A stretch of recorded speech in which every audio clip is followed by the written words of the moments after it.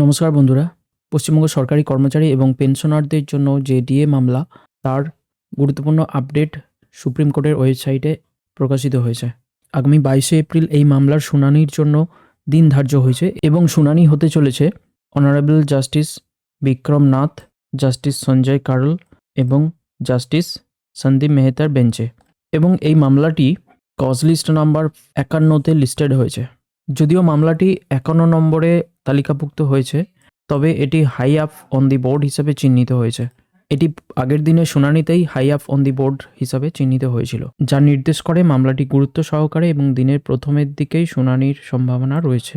তবে উল্লেখ্য, এটি একটি নতুন বেঞ্চে শুনানি হবে, যেখানে পূর্বের যে বিচারপতি ছিলেন সঞ্জয় ক্যারল এবং তার সাথে নতুন দুজন বিচারপতি যুক্ত হচ্ছেন, একজন সন্দীপ মেহতা এবং অন্যজন বিক্রম নাথ। যেহেতু বেঞ্চে দুজন নতুন বিচারপতি যুক্ত হয়েছেন, তাই এই মামলাটি একদিনেই হয়তো সম্পূর্ণ শুনানি নাও হতে পারে। বিচারপতিরা মামলাটি বোঝার জন্য সময় নিতেও পারেন।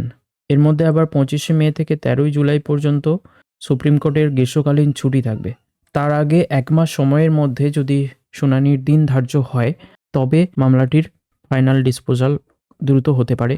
তবে 22 তারিখেও মামলাটির ফাইনাল ডিসপোজাল হওয়ার সম্ভাবনা অনেকটাই আছে। ধন্যবাদ, ভালো থাকবেন।